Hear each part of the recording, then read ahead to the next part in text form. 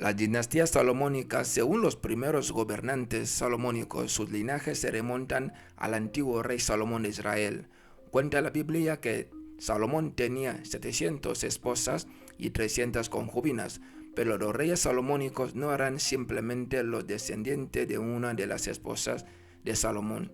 No obstante, los reyes salomónicos afirman ser descendientes directos entre el rey Salomón y la reina de Saba, un antiguo reino mencionado en la Biblia situado en el Cuerno de África o en la península arábica. Dicen que en esta unión entre Salomón y la reina de Saba nació un hijo llamado Menelik.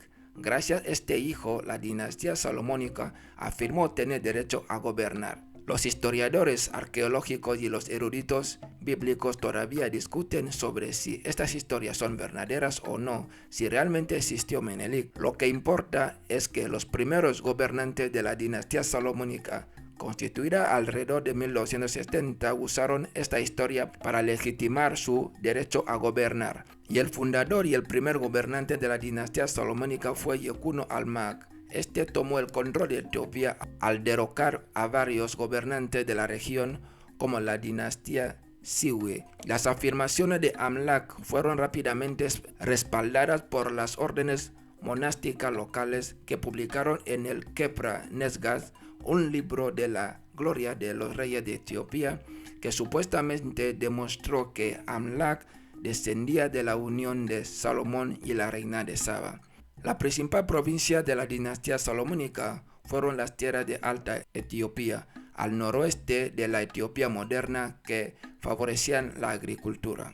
A lo largo de los siglos, la dinastía salomónica pasó por periodos de expansión y retracción. En ocasiones controlaba áreas más grandes que la moderna Etiopía y llegando a lo que es hoy Sudán. Los reyes salomónicos promovieron el cristianismo y condenaron las prácticas paganas y trabajaron contra la expansión del Islam. De hecho, muchos de los estados que expandieron la dinastía salomónica eran gobernados por los musulmanes. Una de las prácticas más interesantes de los primeros reyes salomónicos fue la falta de una ciudad capital sustancial. A diferencia de la mayoría de los imperios y estados históricos de la actualidad, en cambio, los reyes salomónicos se mudaban de una área a otra, viviendo generosamente de la tierra y de sus súbditos. Después de un periodo de varios meses, el séquito real se trasladaba a la siguiente área para vivir con sus súbditos. Esta práctica tenía varios propósitos. Actuaba como un recordatorio continuo de la superioridad real y la autoridad de los súbditos, además de mantener un objetivo en movimiento para los invasores o posibles usurpadores. La dinastía salomónica de Etiopía es quizás la más importante como uno de los bastiones más antiguos y más largos del cristianismo en África Oriental. Según los historiadores, la mayor parte de Etiopía había sido una área judaica hasta el siglo IV después de Cristo. Cuando sus gobernantes se convirtieron al cristianismo, el cristianismo se convirtió en la religión estandarte de muchos de los gobernantes de Etiopía. Los judíos que quedaron ahí hoy en día se les conoce como Beta Israel, los judíos negros de Etiopía. A menudo fueron perseguidos y en ocasiones vendidos como esclavos. Una nota: en mi canal tengo un vídeo hablando de esta rama del judaísmo. Seguimos. La hegemonía de la dinastía salomónica sobre Etiopía cambió para siempre con la llegada de los europeos. Los comerciantes portugueses fueron los primeros en llegar a Etiopía en el siglo XVI y rápidamente se establecieron relaciones amistosas con la dinastía cristiana salomónica, hecho que les vino de perlas porque la dinastía salomónica estaba perdiendo la guerra con los musulmanes.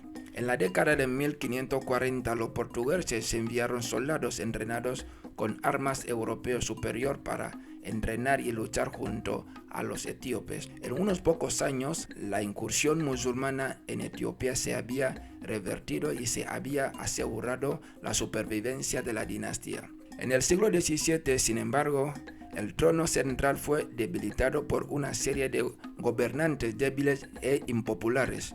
Durante los siguientes siglos, Etiopía fue gobernada en gran parte a nivel regional por varios príncipes y magnates locales. Aunque la dinastía salomónica perduró, tuvo poco poder para ejercer su autoridad en las localidades. La Etiopía moderna fue establecida en 1855 por uno de los príncipes, Kasa Haile, quien obligó a otros príncipes a reconocer su autoridad. En la década de 1930, cuando el imperio italiano de Mussolini invadió Etiopía, la dinastía salomónica perdió hasta abdicación forzosa de su último monarca en 1974, Haile Selassie. En resumen, la dinastía salomónica fue constituida en 1270 por Yakuno Amlak, quien afirmó ser descendiente del hijo del rey Salomón y la reina de Saba, llamado Menelik I.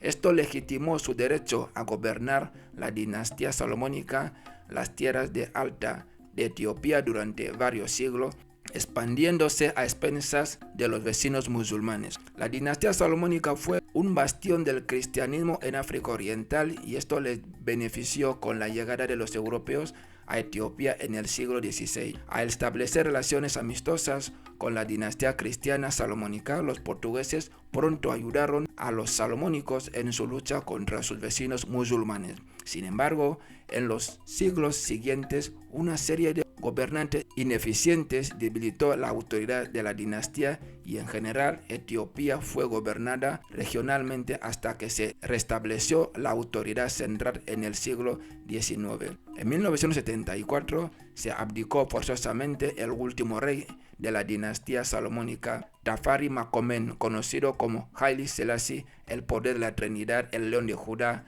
en 1974, dando el fin a la dinastía salomónica en Etiopía y en África.